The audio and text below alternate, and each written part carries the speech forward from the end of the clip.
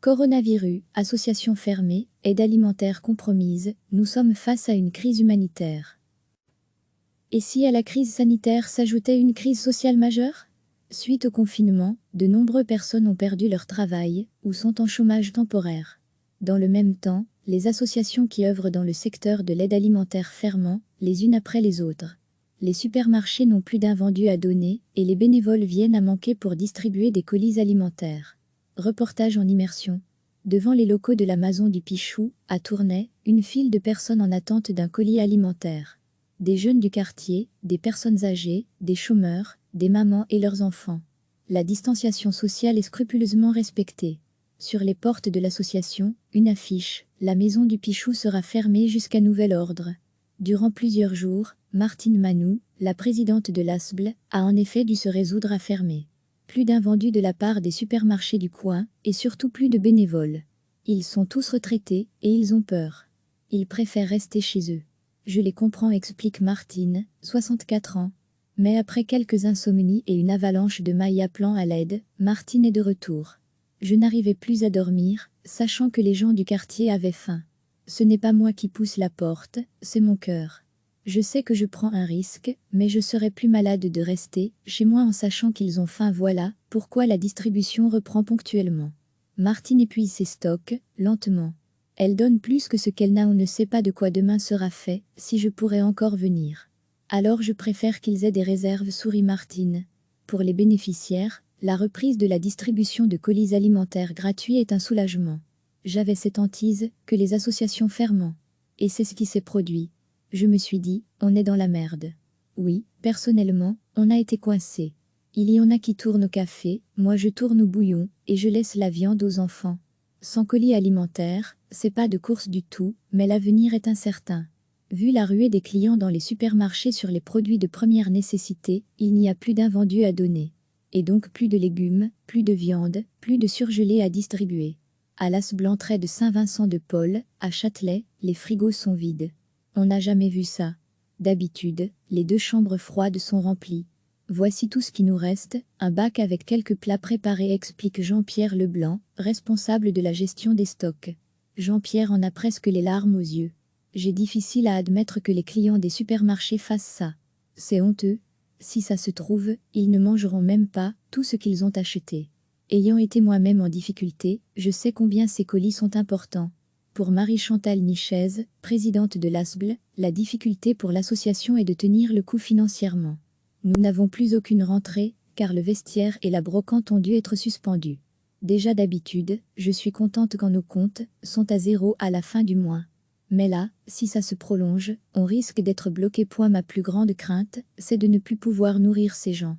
Derrière la table qui fait office de comptoir, une bénéficiaire acquiesce. Sans ces colis, on est à la dérive. Si cette association ferme, que vont faire les gens? Ils vont mourir? Posez-vous la question. C'est vital pour nous. Oui, vital. Le paradoxe, c'est qu'au moment où de nombreuses associations ferment leurs portes, les demandes d'aide alimentaire explosent. Le coronavirus fait, en effet, beaucoup de victimes collatérales. Comme Dimitri.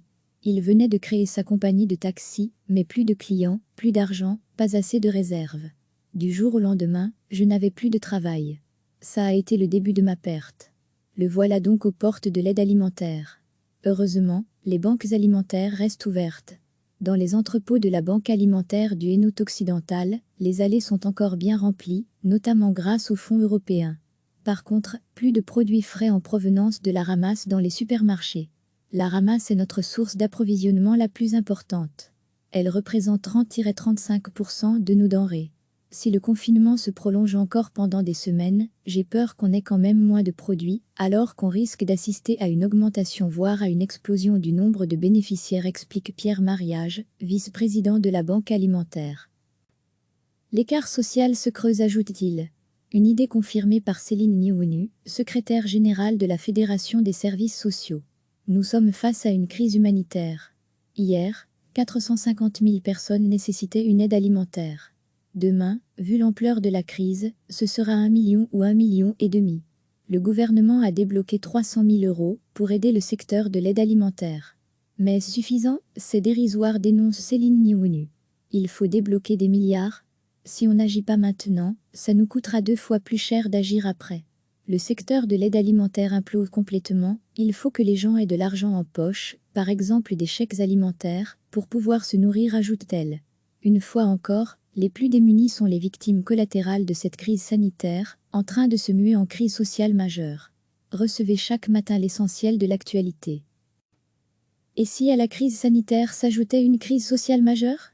Suite au confinement, de nombreuses personnes ont perdu leur travail ou sont en chômage temporaire. Dans le même temps, les associations qui œuvrent dans le secteur de l'aide alimentaire ferment, les unes après les autres. Les supermarchés n'ont plus d'invendus à donner et les bénévoles viennent à manquer pour distribuer des colis alimentaires. Reportage en immersion. Devant les locaux de la Maison du Pichou, à Tournai, une file de personnes en attente d'un colis alimentaire. Des jeunes du quartier, des personnes âgées, des chômeurs, des mamans et leurs enfants. La distanciation sociale est scrupuleusement respectée. Sur les portes de l'association, une affiche, la Maison du Pichou sera fermée jusqu'à nouvel ordre. Durant plusieurs jours, Martine Manou, la présidente de l'ASBL, a en effet dû se résoudre à fermer. Plus d'invendus de la part des supermarchés du coin, et surtout plus de bénévoles.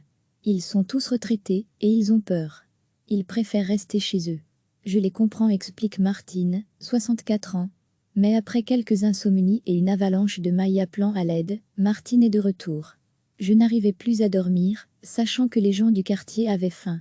Ce n'est pas moi qui pousse la porte, c'est mon cœur. Je sais que je prends un risque, mais je serais plus malade de rester chez moi en sachant qu'ils ont faim. Voilà pourquoi la distribution reprend ponctuellement. Martine épuise ses stocks, lentement. Elle donne plus que ce qu'elle n'a, on ne sait pas de quoi demain sera fait, si je pourrais encore venir. Alors je préfère qu'ils aient des réserves, sourit Martine. Pour les bénéficiaires, la reprise de la distribution de colis alimentaires gratuits est un soulagement. J'avais cette hantise que les associations ferment. Et c'est ce qui s'est produit. Je me suis dit, on est dans la merde. Oui, personnellement, on a été coincés. Il y en a qui tournent au café, moi je tourne au bouillon, et je laisse la viande aux enfants. Sans colis alimentaire, c'est pas de course du tout. Mais l'avenir est incertain. Vu la ruée des clients dans les supermarchés sur les produits de première nécessité, il n'y a plus d'invendus à donner. Et donc plus de légumes, plus de viande, plus de surgelés à distribuer. À l'As-Blantrey de Saint-Vincent-de-Paul, à Châtelet, les frigos sont vides. On n'a jamais vu ça. D'habitude, les 2 chambres froides sont remplies. Voici tout ce qui nous reste, un bac avec quelques plats préparés, explique Jean-Pierre Leblanc, responsable de la gestion des stocks. Jean-Pierre en a presque les larmes aux yeux. J'ai difficile à admettre que les clients des supermarchés fassent ça. C'est honteux. Si ça se trouve, ils ne mangeront même pas tout ce qu'ils ont acheté. Ayant été moi-même en difficulté, je sais combien ces colis sont importants.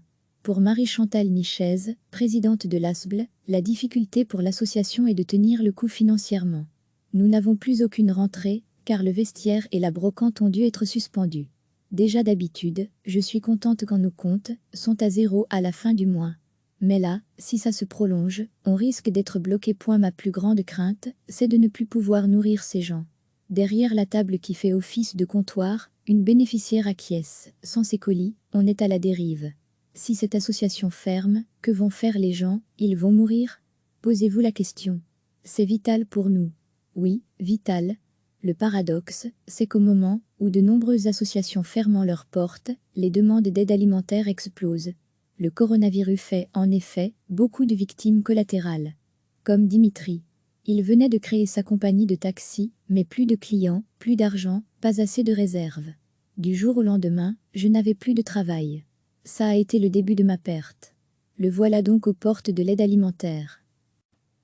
Heureusement, les banques alimentaires restent ouvertes. Dans les entrepôts de la Banque alimentaire du Hainaut occidental, les allées sont encore bien remplies, notamment grâce aux fonds européens.